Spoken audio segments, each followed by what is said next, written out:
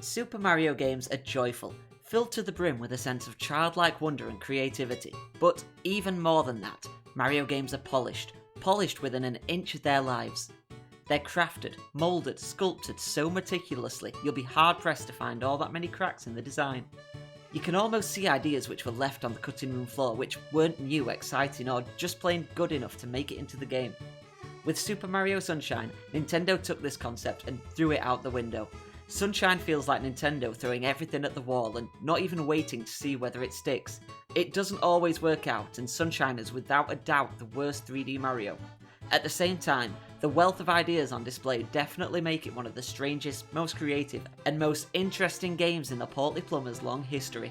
In Super Mario 64, our titular hero triple jumped into the third dimension with such a wealth of movement options. Flips, dives, and wall jumps are all still fun to pull off over 2 decades later.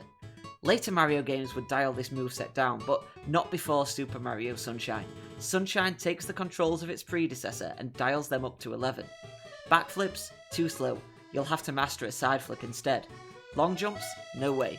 You want a longer jump? You're going to have to earn it. Instead, you've got spin jumps, and side flips are easier to pull off, which encourages more experimentation. But the real game changer is Flood. Your water pistol jetpack gizmo is an incredible addition to the plumber's arsenal.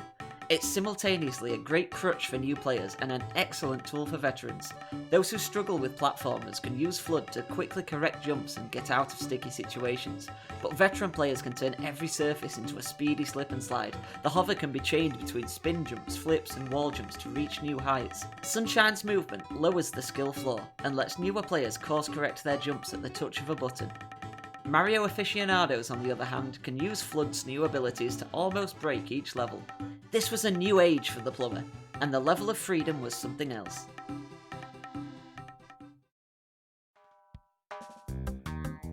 And flipping around these levels feels fantastic, for the most part. For the first and last time in a Mario game, instead of exploring distant worlds, lands, kingdoms, you're making your way around the tropical holiday resort Isle Delfino. Bianco Hills is a picturesque little town with caves to explore.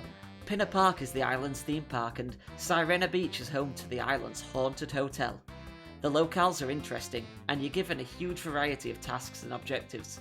This is around where this game's problems rear their heads though. Rico Harbour is a great example. It's simultaneously my favourite and least favourite level. A giant metal climbing frame of construction equipment suspended above the harbour makes for some fantastic exploration and platforming action. The best objectives have you climbing towards the top of the steel structure, navigating narrow paths and dodging enemies along the way. The worst objectives, on the other hand, 2 objectives see you riding on jet ski-like bloopers, which is a fun little distraction, until a pixel-perfect jump at the end makes you retry the whole mission again and again and again.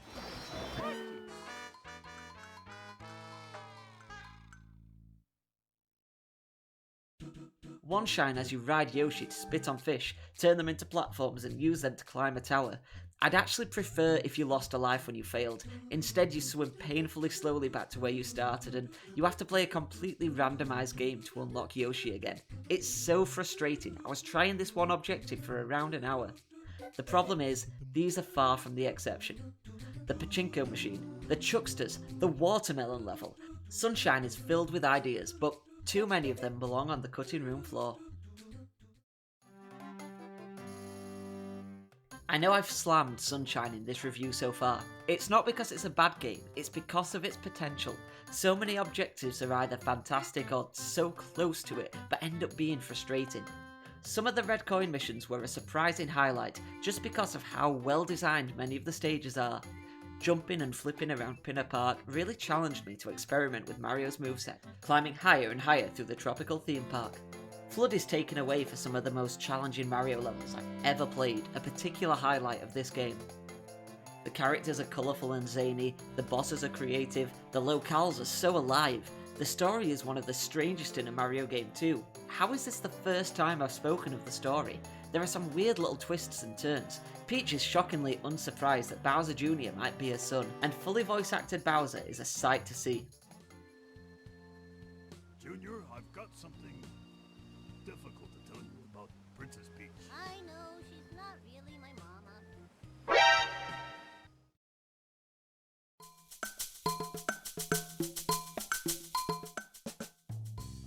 I wish I had nicer things to say about Mario Sunshine. I absolutely adore how creative, colourful, and off the wall this game is. Flood is such a wonderful gimmick too. Mario's moveset with and without the jetpack is so free and unrestricted, and some of the level design really complements the incredible movement. I'd love to say the frustrating moments are few and far between. Unfortunately, Sunshine falls down in far too many areas to ever stand up to the rest of the Portly Plumber's back catalogue. I'd definitely recommend this game to any Mario fan. It's buggy, unpolished, and quite frankly not very fun in a lot of areas, but when it shines so brightly. Super Mario Sunshine is, without doubt, the worst 3D Mario game.